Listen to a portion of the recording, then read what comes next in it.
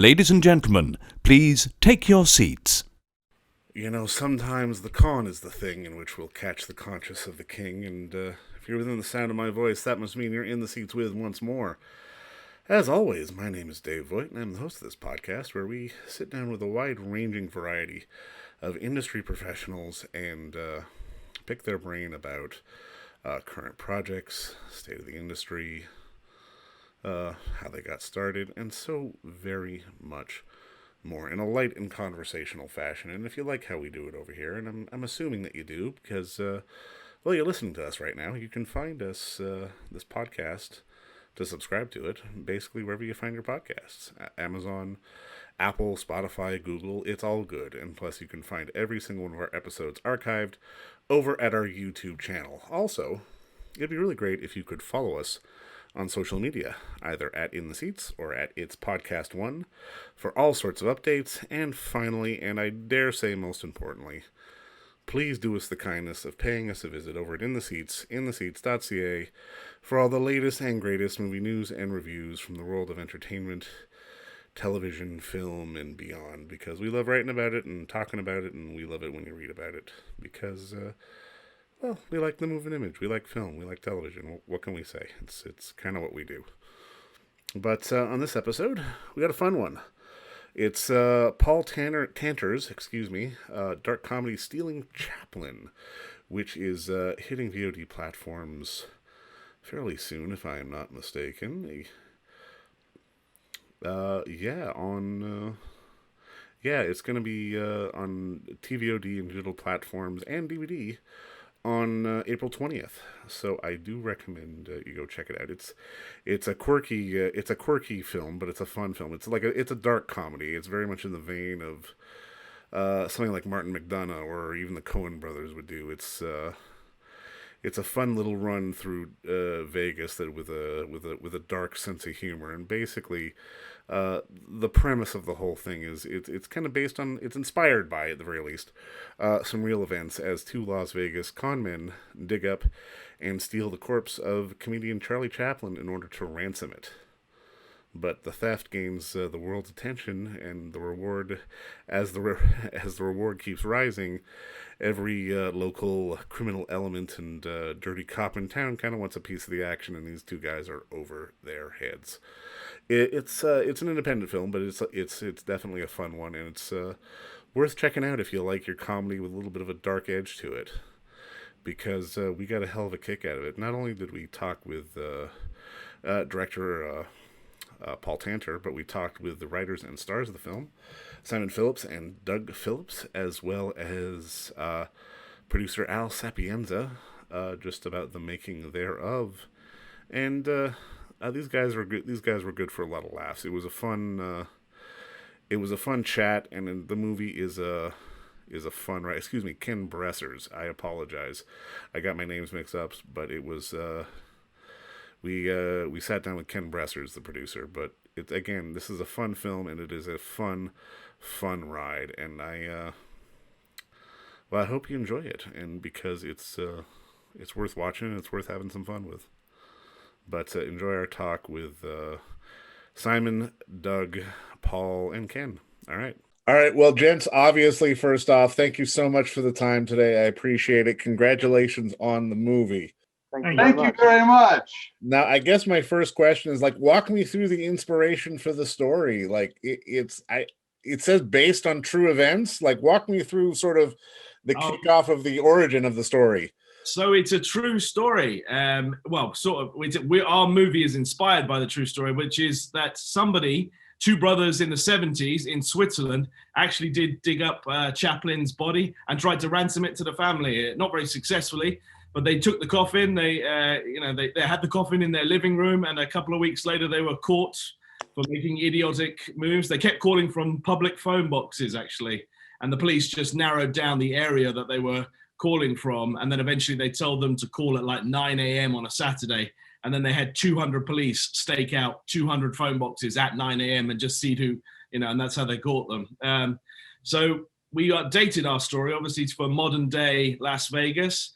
And it was very difficult of us to play two bickering Stupid Brothers. No, I don't know how we pulled that off. Yeah, I mean, Oscar worthy. it was. It was. I thought so. Yes. You went method. It's a method performance. Exactly. But it's a story that lends itself quite well to a modern adaptation, you know, because amazingly, it's a true story. You wouldn't believe it when you realize the level of sort of comedic ineptitude that the original guys had, but it lends itself quite well to a modern telling.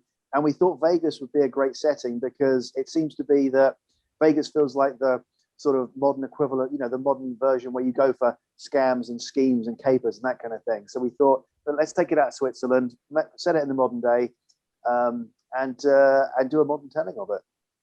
Well, and even just the idea of Chaplin himself feels very sort of aspirational. Like it could have almost been anybody. Were there any other sort of big historical figures you were bouncing around? Well, I mean, I don't want to. I suppose I could probably give this away, but we're actually looking at another historical figure for a follow-up film. Which, if I tell you the title, you'll probably work out who we're looking at next. The title of the next one is Stealing Elvis. So we've got that in mind. But we try to avoid anyone sort of too historical. You know, we thought if they ended up digging up Richard III or Joan of Arc or something, then we might not, we might not get the full audience for it. But Chaplin's good because Chaplin, he was sort of an everyman, and he's someone who people who are very film literate are aware of, but also he's just a sort of general name that everyone recognizes. And that's, you know, there's that image that people kind of recognize, which right now is adorning itself over Doug and Simon's heads.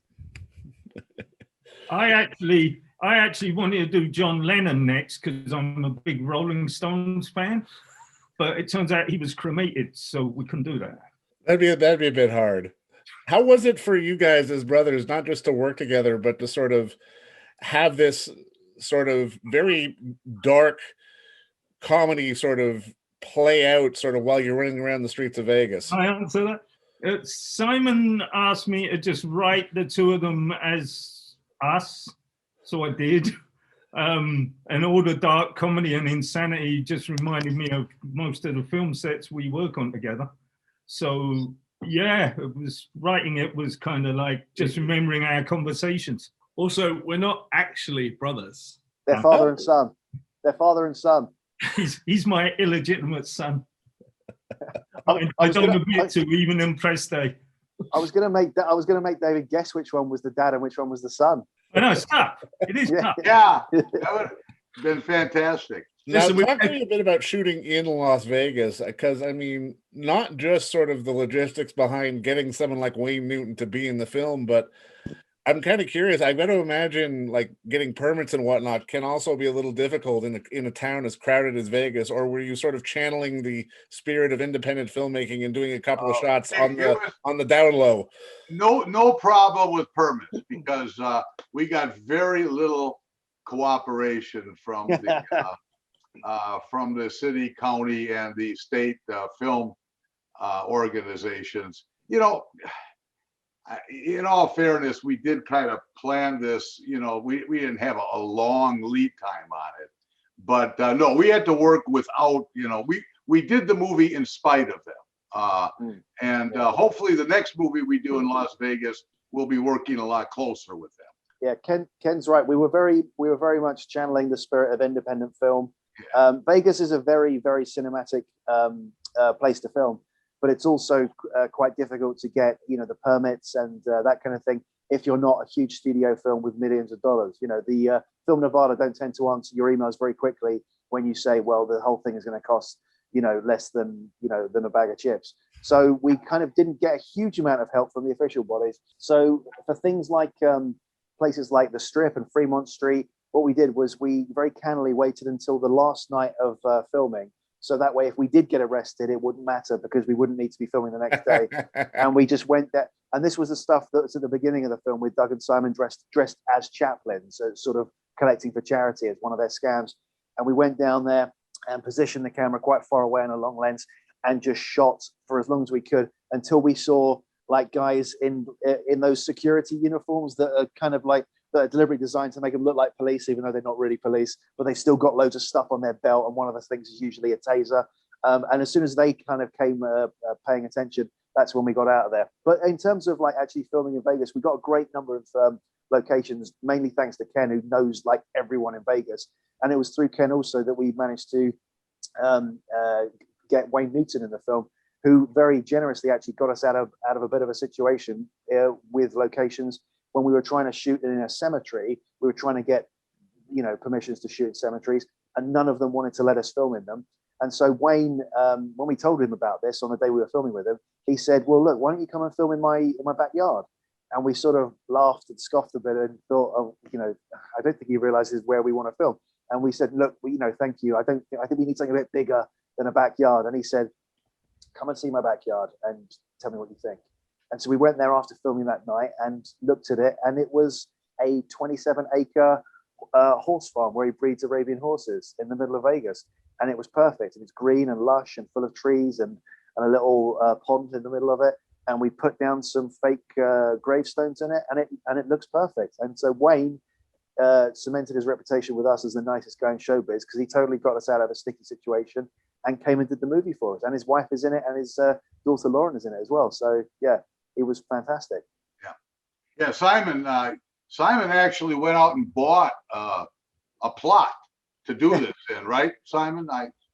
I did. I was gonna give it to Doug. Soon, apparently. Yeah. Apparently, he was leaving me there. No, we've got for the sequel. Oh, Right. but then after that. Oh, yeah, right. yeah. Yeah.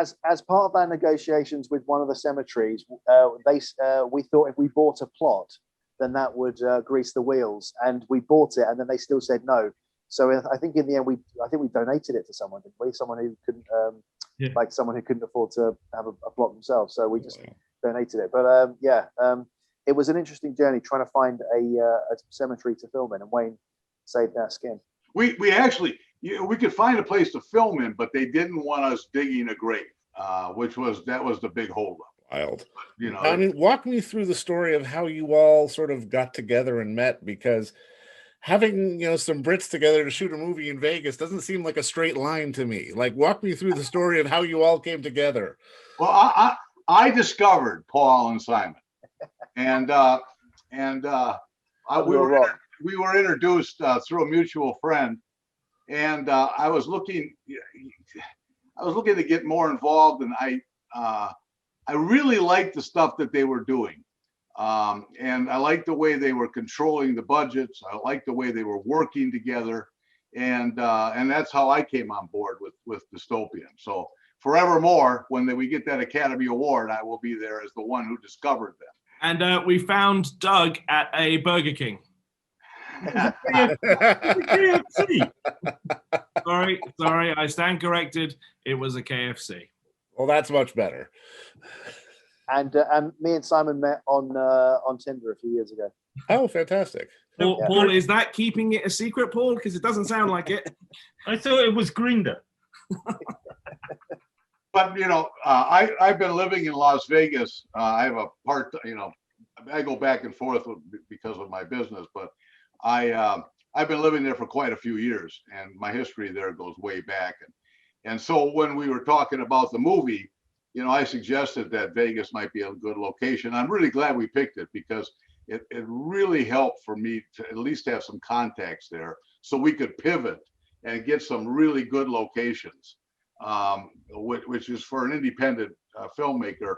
If you can get some very inexpensive or free locations, then you can put your location money to really pay for the ones that you can't get, and you can get really nice locations. So, for sure. So it really worked out well there. Yeah, and in terms of what you're saying about it's funny to see like a group of Brits in the middle of Vegas doing this sort of caper. I found when people are reviewing it and watching a film, that tends to be something that gets a lot of praise from people. People do really like the interaction between Doug and Simon, the back and forth, the banter between them. They've got a very good chemistry together. I mean, absolutely. Doug, they're playing off a very strong Doug's very strong script, but it's fun to see that sort of slightly playful comedy of people who love each other, but love each other so much that they express it through insults to each other, and it comes across quite well, especially in that setting. It did. It played really well. Yeah, but I was going to say Vegas is a very good city for setting a scheme and a scam and a grift in. I think it's a very good representation of it. And I actually met Simon when another filmmaker filmed a film at my house, and he was in it in the cast. But because he was there working for someone else, he was actually really nice. So I thought he was a nice guy. And he asked if I wanted some work. Anyway, I'm sure we don't have time for all of this. Let's carry on. Doesn't matter. No, but you know what? This is why the movie works so well, because that the bickering sibling energy is so universal and I mean so relatable. And I'm kind of curious, from all of your perspectives, what is it about sort of that dynamic that, I mean, no matter the setting, be it a heist or just sort of a family reunion, we love watching family go at it, because family will be the cruelest to each other in many ways, more often than not. I think it's because when you're having an argument, but you're having it with a sibling, you know, sort of there's an undertone of, you can't get rid of a sibling, like you can't choose your family. So right. No matter what you say, you're doing it lovingly. You can have an argument, but you know when it's all said and done, you're going to go for beers. You know, sort of. At least that's how we do it. Usually. Yeah. There's a British sitcom convention, which I mean, it tends to be, you can see it universally, but it feels a bit stronger in Britcoms, in that most comedy, or the best comedy, is about people who are trapped together in some form. So it might be by a location, like a prison, or it might be by situation, like a marriage, or it might be through circumstance, like being family or something like that. And often it's people who they need each other, but at the same time, they often don't get along with each other. And that's where you get sort of good drama, but you get good comedy as well, I think. Exactly. Yeah. I think that dystopian films itself right now is a lot of fun being part of, because we all get along so well. We laugh and joke, and we love seeing each other, and we love Zooming with each other. And, it's never, we genuinely enjoy each other's company. Well, that's a beautiful thing, because this job at the end of the day is supposed to be fun. And I mean, I'm very glad to hear that, you know. And David, if hopefully you're right that this bickering thing is worth a lot of money, you know, is worth something sales wise. Because if me and Doug are going to get paid out for bickering, then we are going to be rich. We are laughing. We're laughing, mate. All the way to the bank. I love it. Now, I'm curious, what do you think Chaplin would have to say if for some reason he'd gotten to see this film? But he narrates this film. That's right. Have you not seen it, David? I have seen it, but yes, okay, all right, fair enough. I think he would appreciate it. I think he'd like what we've done with it. I at no point, I think, you know, we've never been disrespectful with his memory or his image or anything like that. And I think he would appreciate the comedic value of it as sort of having, you know, his casket as some sort of like valuable, aspirational MacGuffin that sort of propels the film forward. There's lots of good little comedic bits in it. I think personally he would approve of it. I think he'd nod sagely and approvingly. What do you guys think? His legal team would sue us, but right. But he himself would have enjoyed the movie whilst going, yes, we must sue them though. But good for them. No, right. I mean, he was very much a can-do guy as a filmmaker. He was all about, true, yeah, he was about doing stuff on scant resources and being as inventive as possible. And I think that attitude is something that you recognize in other filmmakers. So I think he would approve. Yeah, the little tramp always had a bit of larceny about him. Oh, totally. And yet he was a very, very kind soul. I mean, he combined all those elements, and I think he would have liked it. At least I hope he would have liked it. All right, favorite Chaplin movie, go. Oh, Great Dictator. Great Dictator. Yeah. I love hearing all in unison on that one. But you know what, man? Congratulations again on the film. This is really sort of, at least for me, it was right up my alley. It was deadpan. It was a little brutal, but it was relatable. It was fun. It was like, I got the vibe of it all, which really is the important thing, especially as the boys are running around Vegas doing their thing. It's really sort of an entertaining romp. And I just want to congratulate you all again on the film, and thanks for the time today. Hey, Thank you thank very you. much, David. Thank you, Thank David. you. And don't forget to visit our friends over at Bay Street Video for all your DVD, Blu-ray rental, or purchasing needs this summer, as they are still open for curbside and some mailing delivery as well. Over at 1172 Bay Street, Toronto, Ontario, Canada, you can give them a call at 416-964-9088. That's 416-964-9088. Or send them an email at baystreetvideoto@gmail.com for any of your DVD and Blu-ray needs.